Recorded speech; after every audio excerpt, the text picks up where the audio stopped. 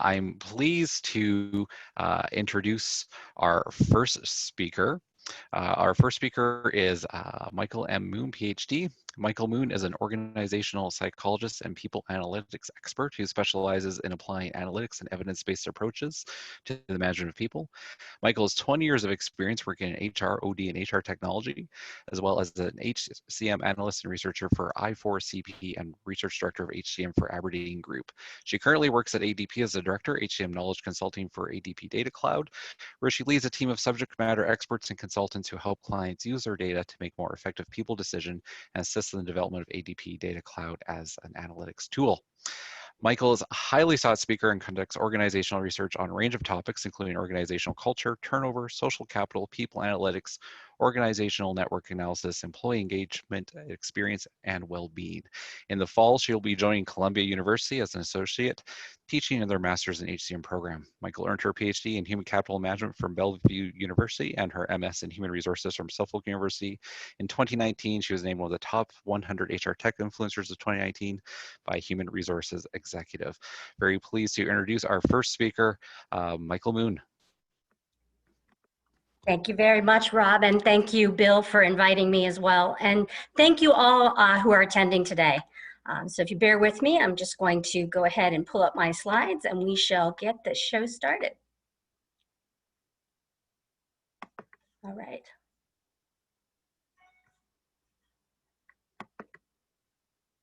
Okay. So today my talk, and I know we have 9 minutes, so I'm going to really work on being brief. I really want to talk with you today about the role of people analytics and why, based on things that are happening around us, why we have no choice as leaders, as HR leaders, as leaders inside of our organizations to actually move the needle and say, people analytics is no longer this nice thing that we can do. Eventually we'll get it off our list, but we must start thinking about the fact that we have a lot of things happening in the workforce and we have no choice but to really think about the way in which we're going to help our people. So with the rest of the world, we watched in disbelief as the COVID-19 pandemic took hold at the beginning of 2020 and changed life as we knew it. We've seen, and even before this, we've seen the speed and scale of change continue to accelerate with technological advances bringing bigger and bolder changes in shorter windows of time. We are in a hyper-VUCA world. We're seeing the acceleration of pre-existing disruptions. Interruptions have become normalized, so hopefully my cat will not come walking through, one of my 2 cats, right? But we all expect that now. It's like, you know, we're all dealing with the same thing. But by now in America, everyone has become keenly aware that there is more than just one pandemic affecting US lives and local economies. On May 26, 2020, the world watched in horror as the brutal killing of George Floyd, an unarmed Black man, streamed across our TVs and devices. Since then, even before May 26, videos of violence and reports of racist threats against Black and Indigenous people of color in America have flooded social media and news channels. Research shows that how organizations choose to respond, especially those that get widespread media coverage, can either help their employees feel psychologically safe or contribute to racial identity threat and their mistrust of institutions. The challenges that organizations face today reach far beyond the marginalization of underrepresented employees in the workplace, and conventional approaches to DE&I will simply not cut it. When we talk about people analytics, we're all very familiar or should be familiar with the concept of hindsight, right? Using data to look backwards to understand what happened, when did it happen. So we're characterizing, kind of looking laggard data and in hopes to be able to then derive insight. So let's understand better why it happened. Maybe how do 2 things relate to each other? And maybe that'll help us figure out what we need to do differently or better, right? And then, about 10 years ago, the buzzword predictive analytics, right? The ability to kind of then use that data to potentially predict what might happen in the future.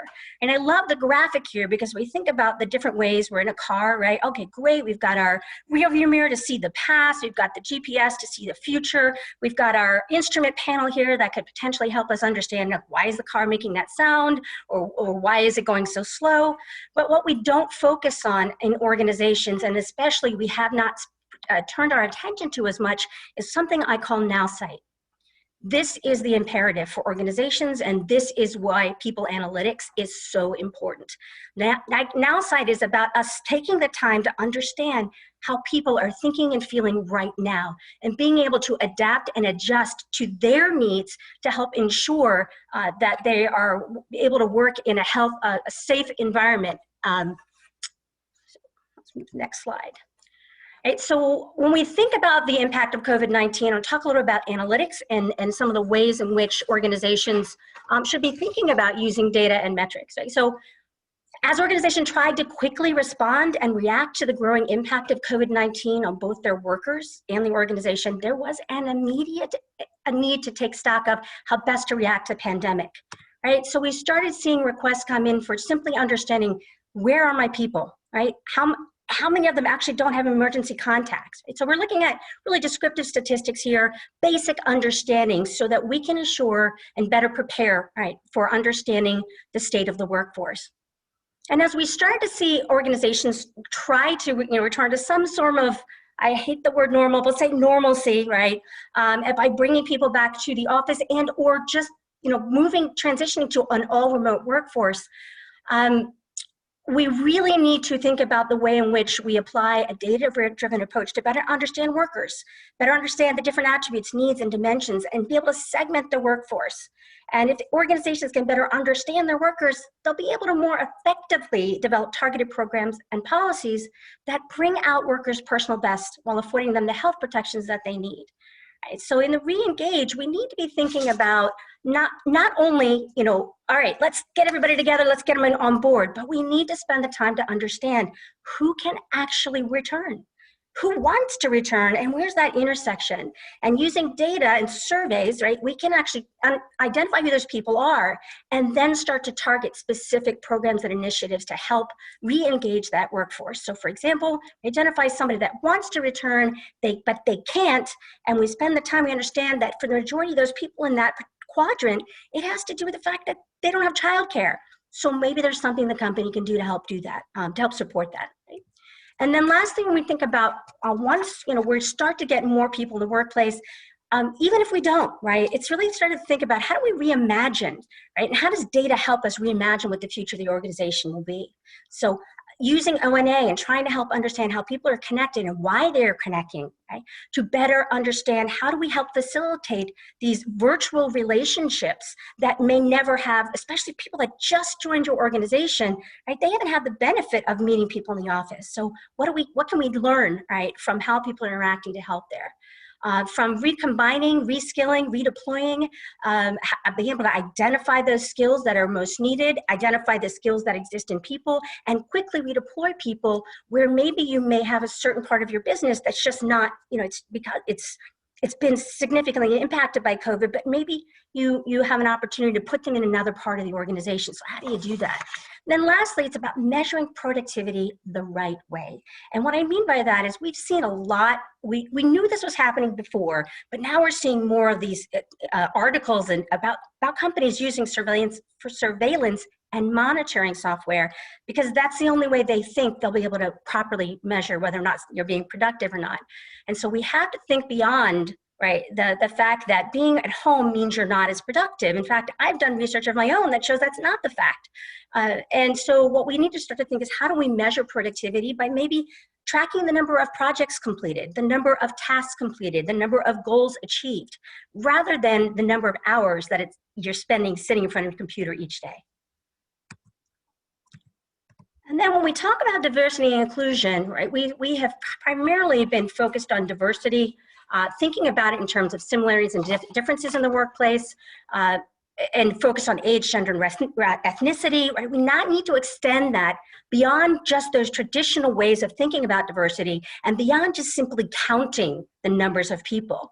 And if we think about the difference between diversity and inclusion, my favorite quote is, diversity is being invited to the dance, and inclusion is actually being asked to dance, right? So it's how organizations take and capitalize on the diversity that they have within the organization, but also where they actually seek out, value, and use the knowledge and experiences of diverse employees.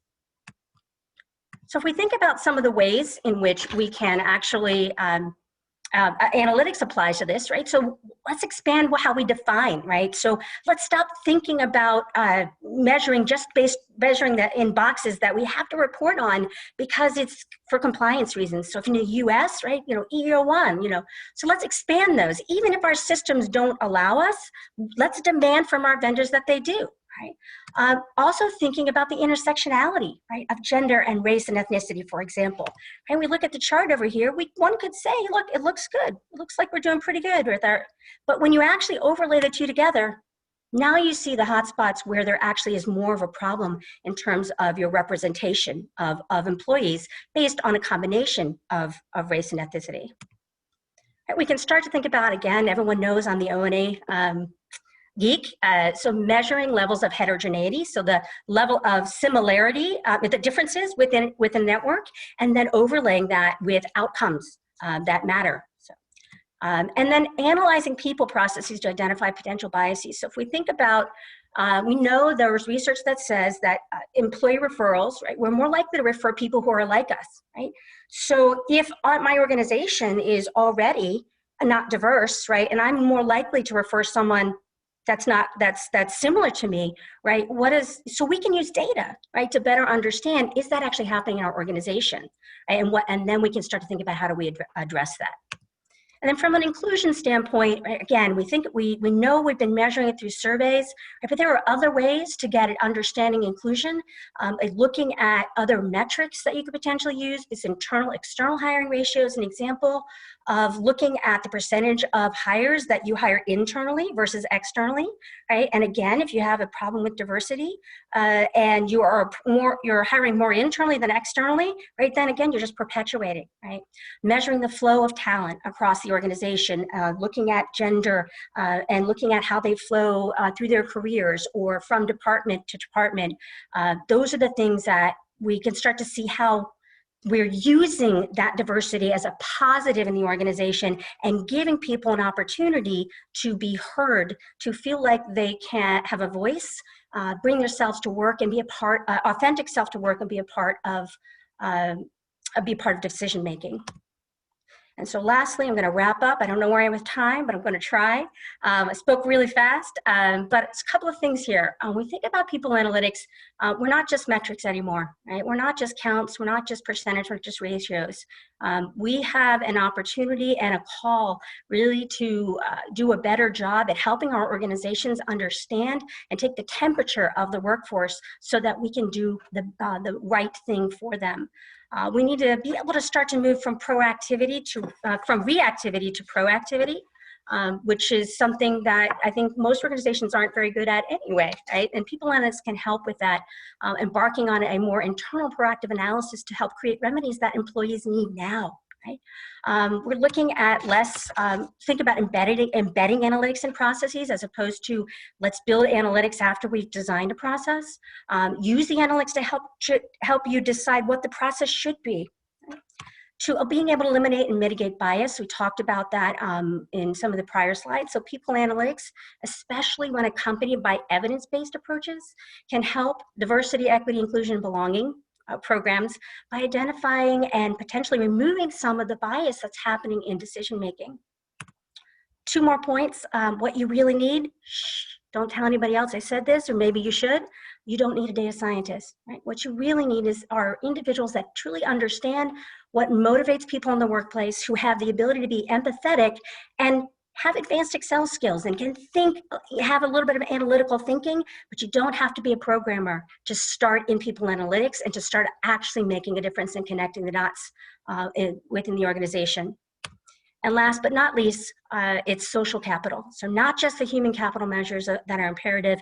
Again, the graphic here, we're looking at another network analysis, but being able to understand we now more than ever how people are connected, when they're connected is so important for organizations to understand and needs to be a renewed emphasis and focus for people analytics.